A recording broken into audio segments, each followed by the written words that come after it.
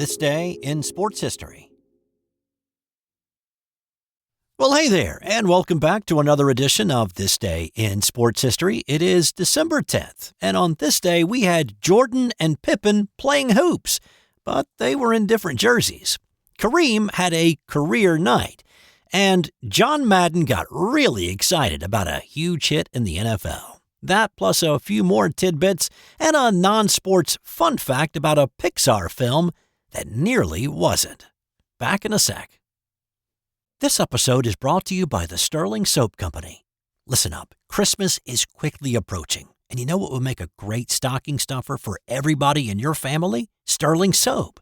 From bar soap to shave soap, beard balm to lip balm, aftershaves and lotions, Sterling Soap has something for everyone on your list. Check out their seasonal soaps that will complement the scents of your home this holiday season. And they also have a full line of coffee to choose from straight from the Sterling Roastery.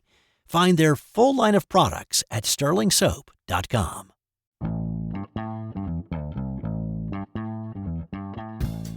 All right, so let's get started with what happened on this day back in 2002 when Michael Jordan and Scottie Pippen played against each other in an NBA game for the first and only time. Now, of course, Jordan and Pippen were a great pair for the six-time NBA champion Chicago Bulls back in the 90s. They were the perfect combo and played off each other so well on the court. They were like peanut butter and honey. Now, off the court, it seemed to be a bit of a different story. They were more like oil and water. A lot of that came out in The Last Dance, and even more so in Scottie Pippen's book, Unguarded. But that's a conversation for other podcasts to have. Now, of course, after their sixth title, the Bulls were dismantled. Jordan retired again. Bulls players scattered to other NBA cities to play out their careers. Well, when Jordan decided to unretire for the second time and come back to the league, he joined the Washington Wizards. It wasn't pretty. It didn't taint his legacy really, but it wasn't the Jordan that we remembered of the 90s. There was a bit of flash of the magic every now and then, but those moments were fleeting.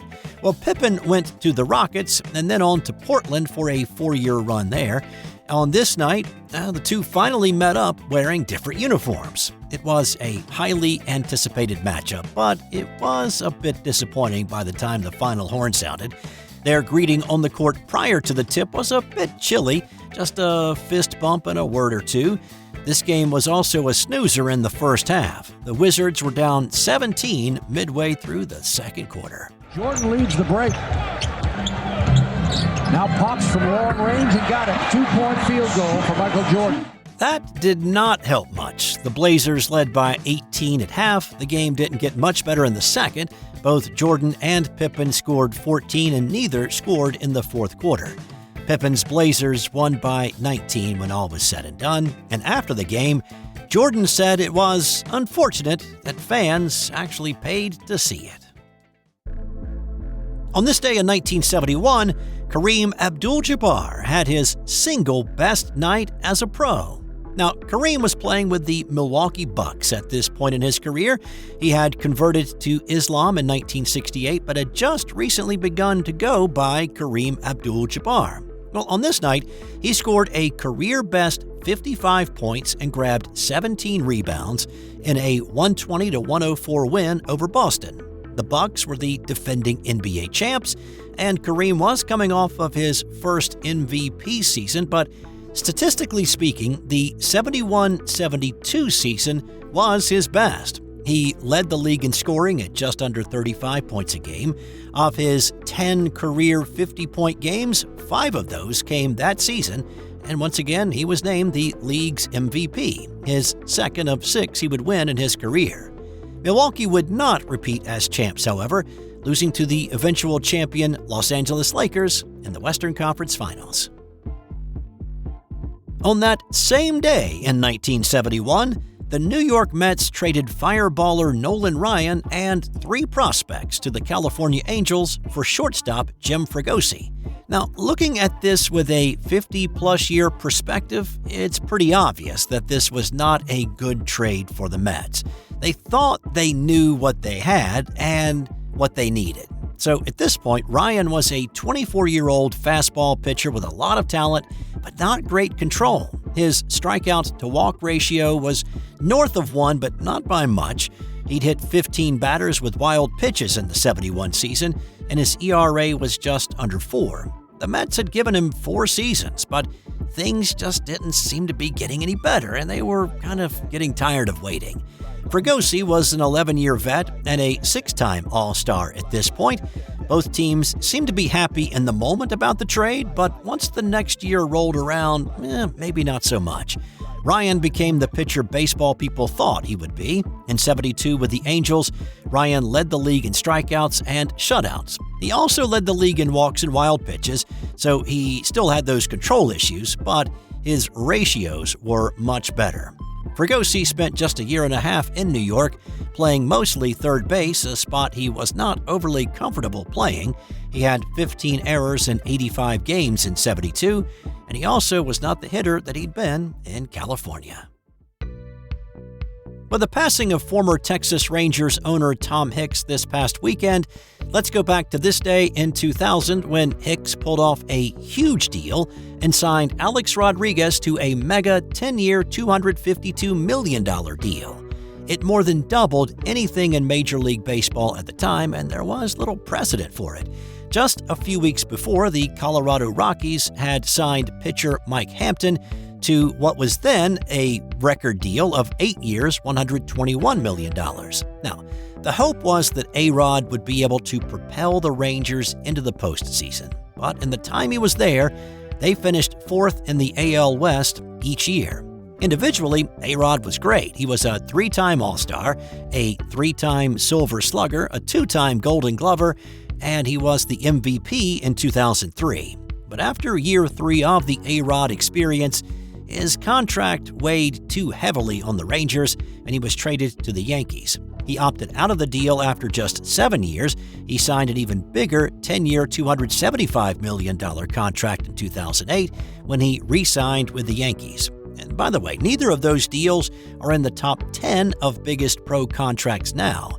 Juan Soto's huge 15-year, $765 million deal that he signed last December with the New York Mets is still the highest ever, which topped Shohei Ohtani's deal with the Dodgers in 2023 for $700 million.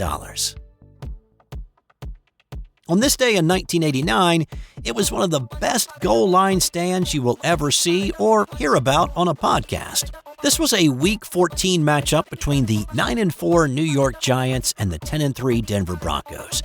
There were some playoff implications in this one. Both teams looked pretty solid to get into the playoffs, but both were coming off losses. This game was in Denver at Mile High Stadium with a nice little snowfall throughout the game. It was pretty steady and frosted the field in the second half, and the conditions never deteriorated too badly, but it affected some footing late in this one. Now, this was a battle between the two best defenses in the league, and the score late in the third quarter, where we pick up the action, reflected that. New York led 14-0, but Denver was driving. After a handoff to Sammy Winder gave the Broncos a first down just inside the 10, things looked promising for Denver to come away with some points. On first down, Bobby Humphrey picked up 7 yards to make it 2nd and goal from the 2. On second down, they gave it to Melvin Bratton on a between-the-tackles play. He tried to leap into the end zone, but linebacker Steve DiSH hit him before he could really get airborne, and Bratton only gained a yard. On 3rd and goal from the 1, they tried to run it again. And here's where the snow may have played a factor.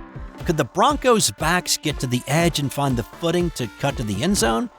Maybe not. And so instead, they tried another off-tackle run. They gave it to Humphrey again, and DiSH came up with a big hit again, stopping Humphrey for no gain to set up 4th and goal. Instead of opting for the field goal, Dan Reeves decided to go for it against a Bill Parcells and Bill Belichick defense. Here's Pat Summerall and John Madden with a call that day for CBS. Elway asking for quiet. Don't forget he can roll out and likes to. Humphrey. Reasons. Like a shot. That is great football. Gary Reasons on that drive made 3 of the best hits I've ever seen him make in his life. I've ever seen anyone make, and this is the best of the three best. Wow. Look at the determination. He reads run the whole way. He reads Humphrey the whole way. He takes off for the jump before Humphrey takes off for his jump. That is football. And that was a great goal line stand, with Reasons making the crucial stop on 4th down. It was so big that for New York Giants fans, it is simply known as the hit. And that's saying something when you consider this defense was known to make a lot of big hits during the Parcells days. The Giants won this game 14-7. Both teams eventually did make the playoffs. The Giants were bounced by the Rams in the divisional playoff round. The Broncos would get to Super Bowl 24 before being crushed by San Francisco. On this day in 2017, it was another Week 14 matchup in the NFL that had playoff implications. This was a divisional game between the 10-2 Pittsburgh Steelers and the 7-5 Baltimore Ravens. Baltimore was desperate for wins to try to make the playoffs. A win against the Steelers would go a long way in helping their cause. The Ravens turned a 20-14 halftime deficit into a 31-20 lead by the end of the third quarter, thanks to a Justin Tucker field goal, a Javorius Buck Allen touchdown run, and a Joe Flacco to Patrick Ricard touchdown pass. The Steelers' Ben Roethlisberger had been throwing the ball all over Heinz Field that night, and when he had fullback Roosevelt Nix out of the backfield for a 1-yard touchdown pass and catch, it was now a 2-point game. The Steelers failed on their conversion attempt, and it stayed 31-29. The Ravens' Javorius Allen scored for the second time to make it 38-29. The Steelers had some fight in them, though. Le'Veon Bell scored his third touchdown of the day with 3.5 to play, and the Steelers opted for the PAT to make it a 2-point game again, 38-36 Ravens. After forcing a punt, the Steelers had the ball deep in their own territory with under 2 minutes to play, but they came up with two crucial third down conversions. First, on a 3rd and 13, Roethlisberger found Jesse James for 17 to give them some new life. James had 10 catches for 97 yards in this one. Then facing a 3rd and 5 from their own 35, they came up with another one. Here's Al Michaels with the call for NBC that night. Roethlisberger deep down the right sideline. Antonio Brown. He's amazing. Antonio Brown was targeted 18 times in this game, and he finished with 11 catches for 213 yards. That put Chris Boswell in field goal range, and with 42 seconds left, he booted it through to give the Steelers the 39-38 lead. The Ravens still had time and a timeout to drive into Justin Tucker's field goal range, but a TJ Watt sack of Flacco ended those hopes, and the Steelers escaped with the 1-point win. Big Ben attempted 66 passes and completed 44 of them on this night for 506 yards, and he became the first quarterback to throw for 500 or more yards in 3 games in his career. And time now for today's That's Got Nothing to Do with Sports fun fact. You know, with the next Toy Story movie scheduled to come out next June, let's hope that what nearly happened to Toy Story 2 will not happen with number 6. It seems that a Pixar employee doing some routine server cleanup accidentally entered a file deletion command in the root server. Toy Story 2 files started deleting. The servers were cut off quickly, but it was already too late. There was a backup server too, but when checked, the files were not there either. 90% of the movie was lost. Fortunately, another employee had a second backup of the entire film on her laptop at home, saving more than a year of having to reproduce what was lost. Whew, that was close. That's all I've got for you today. I'll have more for you tomorrow on This Day in Sports History.